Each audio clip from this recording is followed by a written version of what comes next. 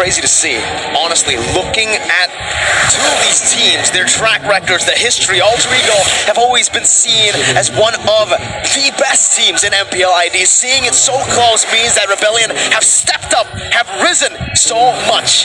And this is it, the composition.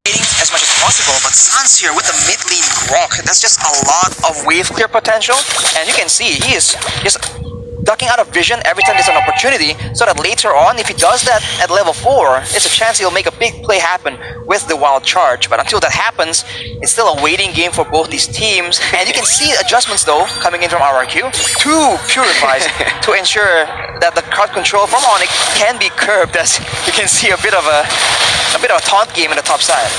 Again, Sans is very, very easy. Yeah. It's very easy for him to actually walk out from the kill pressure from RRQ.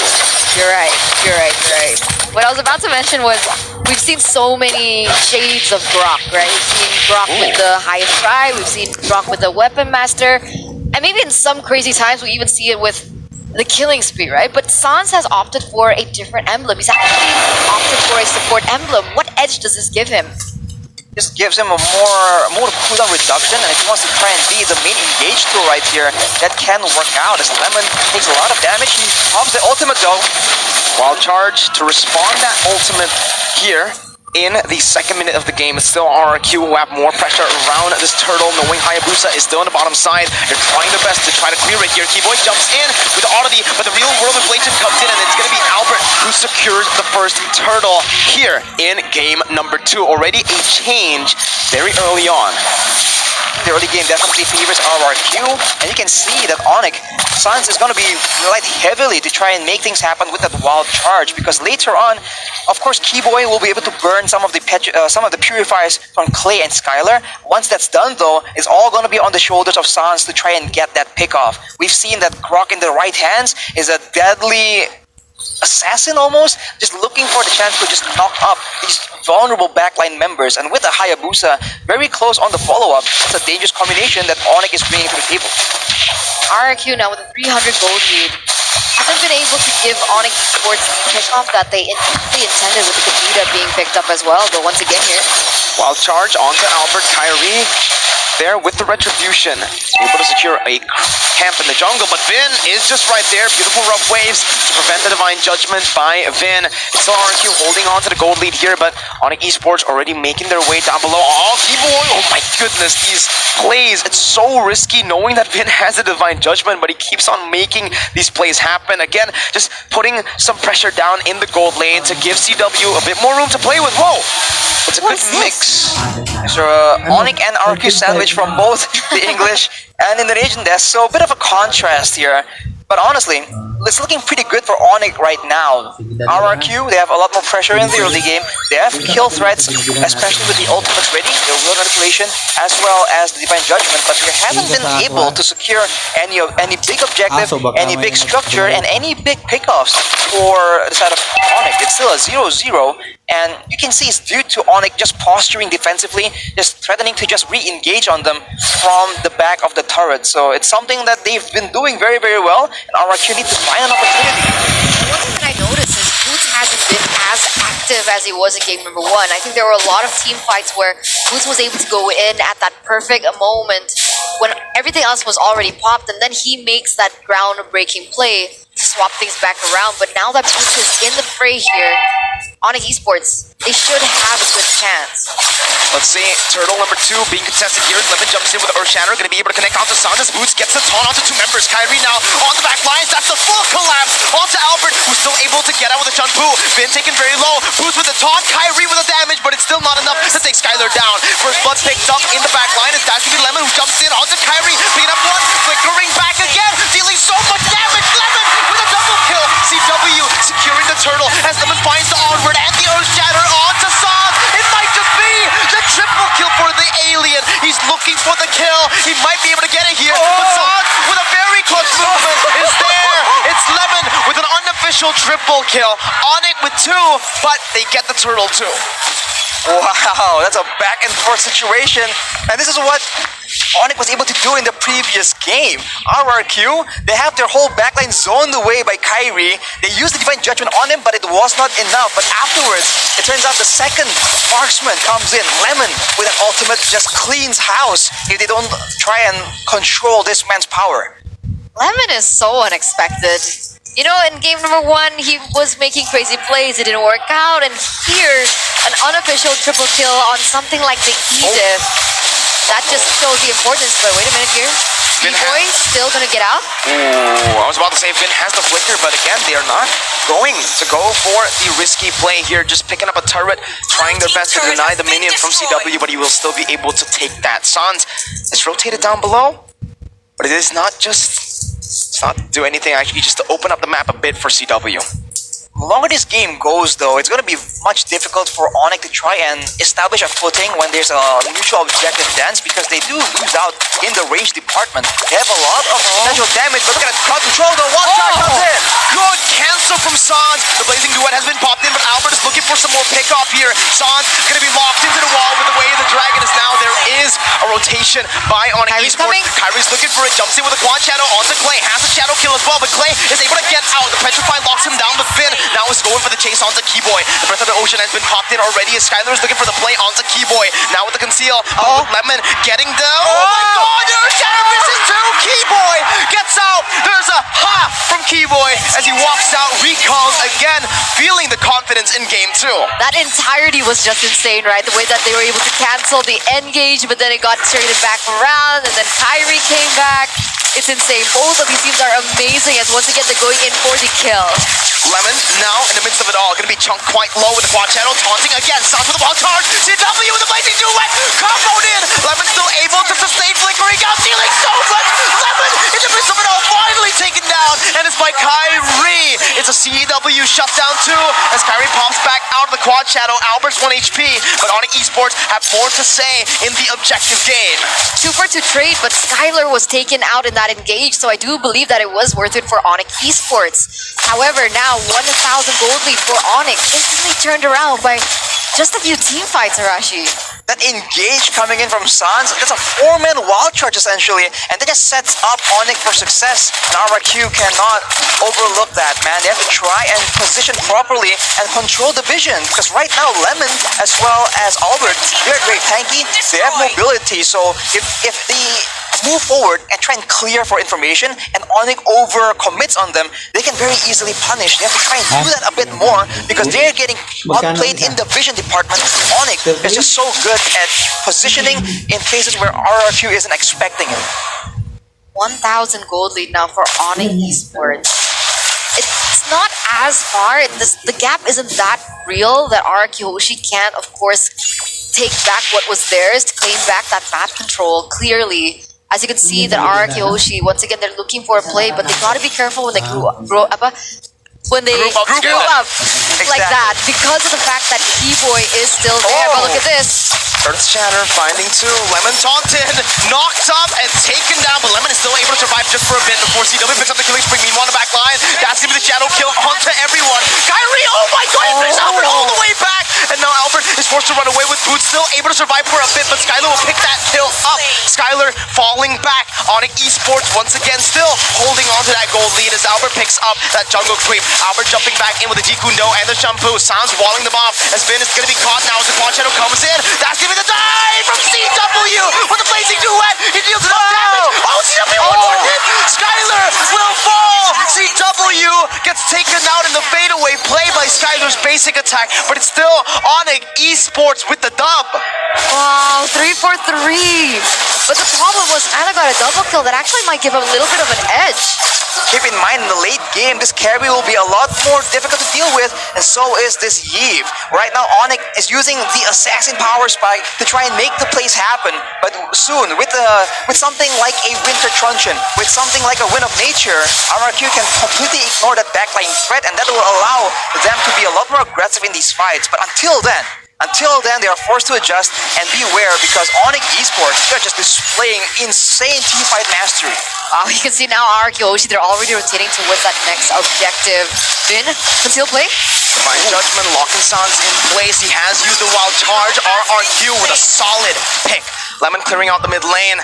just like you guys can clear out your lag with Dunia Games Telkomsel. 3 gigabytes free with the quota. Scan the QR code as RRQ tries to scan the area here in the turtle side. Boots gets a taunt onto 2, gets onwarded back, but the Lord helps Boots out. The Earth Shatter as well. Kyrie in the back line with Quad Shadow, gonna be locked down with the Laser Dragon, but it's still gonna be Kyrie looking for a Shadow kill onto Clay. Finds the kill. CW with a follow-up. Finn knocked up. Alfred taken down. And Onic once again have won the team fight with Kyrie securing a double. Lemon is looking for Kyrie. He pops the onward in, but Kyrie has the Quad Shadow to get back out. It's a 2 for 2.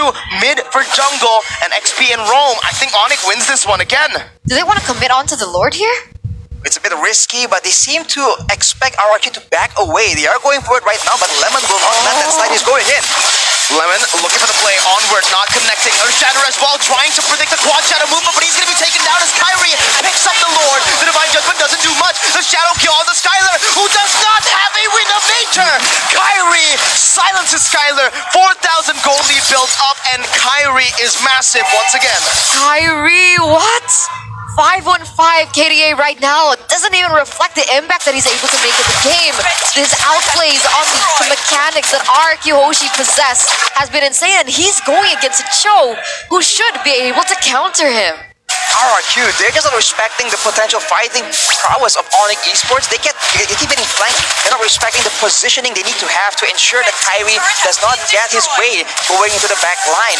Now with them stuck in the base, this might be what they require, but Onic, they're trying to make plays as well. Good Earth Shatter, that's the combo as well. All onto the Roamer. Kiboy still surviving! My goodness, I thought that was a guaranteed pickup. So many single target abilities were used for Kiboy, yet he was still able to escape, and Onic Esports once again utilized the First Lord just to take all the tier 2s. All the tier 2's gone. This means that Onic can be a lot more creative how they approach the fights as well, as if they haven't been creative enough so far. Take a look at the items here. Obviously, Kyrie is having a massive game right here already with the Malefic Roar. CW catching up as well, already on 5 items. On the flip side, for the side of RRQ, 6k gold behind. The Winter Truncheon is available for Clay, and the Wind of Nature finally is available for Skylar. But with if the fights go the same way, right? If Onic can go in and out of the fight as they please like that, then RRQ will eventually be forced to be outplayed, even though they have the right items, but they go for Sans. Divine Judgment, Sans gets out the wild charge, boots with the taunt onto 2 members. That's CW with the blazing new way on the back line. He pops the Purify as well. He is untouchable. Albert's gonna be very low. Lemon flickering forward, getting the kill. CW falling as well. Lemon against the world, but will fall. Kyrie popping the shadow kill. It's gonna be the Winter Truncheon. Clay sidestepping away from the breath of the ocean. A 3 for 2 trade. Onic once again still with the better trade. Lemon is alone here in these team fights, practically trying to carry RRQ. Well, it's not his fault, you know, because like Skylar tries his best to participate, but he's completely zoned away. Kyrie goes for him, Keyboy goes for him, even Sans and CW, they're all diving onto Skylar. And I dare say, at this point, you might as well build a bit more tankiness items because Carry has some built-in damage in his kit. If he can't survive the initial burst, then he is essentially useless in these fights. He has the Wind of Nature, but if he's forced to use it for both CW and Kyrie, they can cycle, just wait for the Wind of Nature to finish before they go in again. And even if he does that, there's still the threat of Keyboy here being a massive magic damage assassin. That is why Lemon is the one that's doing all this DPS, because Skylar is just having a very tough game, being the main target for all the members of Onic Esports. And it's better less damage than no damage at all, but the problem is Skylar is so far behind that he may not have that much of a choice in terms of items. What was his build? I think third item, he instantly built WON just because of the kill pressure that Kyrie and CW have. And that's already him trying to adjust to how much damage is being output on him. As once again here, Suppress goes in on Boots this time though. Oh man, did you see that bait?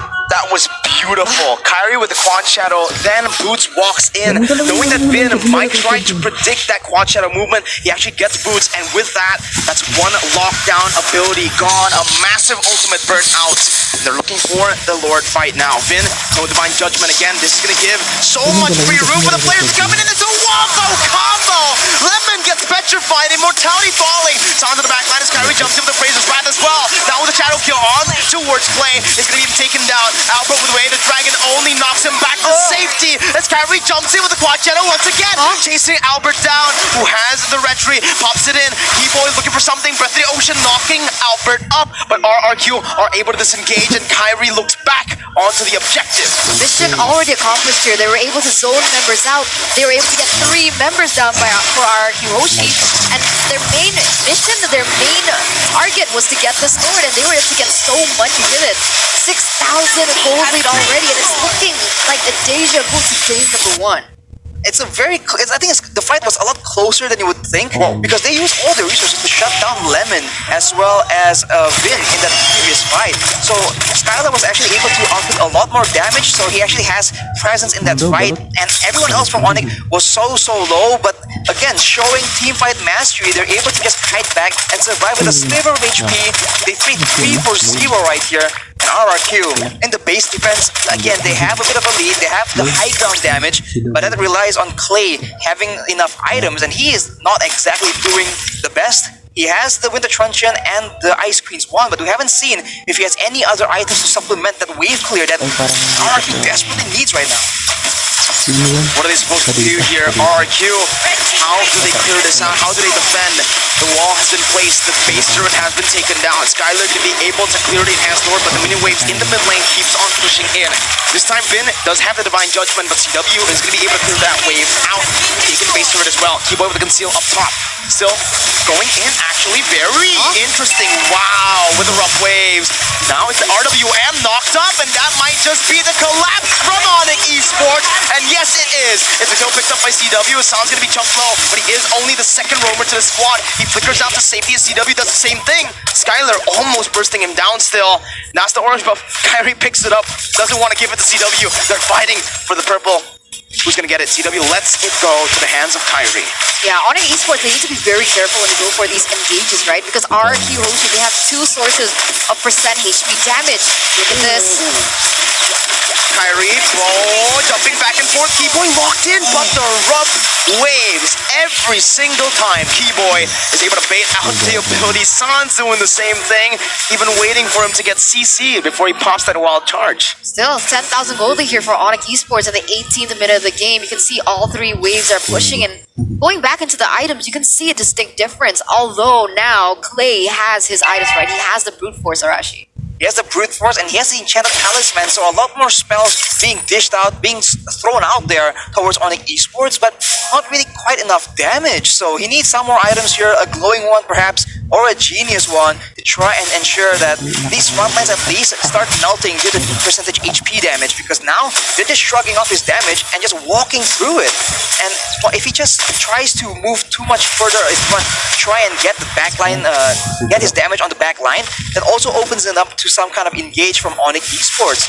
It's such a difficult time for RRQ right here. If you look at the damage, they'll see W all the way up there, but Skylar is not so far behind, so they have to try and figure out how they want to play this out. What can they bait out from Onic before Skylar commits? Because Skylar or Lemon, someone needs to try and get in here and play cleanup crew, because I get that they're all very vulnerable, but unless they go in after Onic has used all of their spells and make a huge gamble, it seems like Onic is on the way to a safe conclusion to game number 1. But this is a split push coming in for RRQ.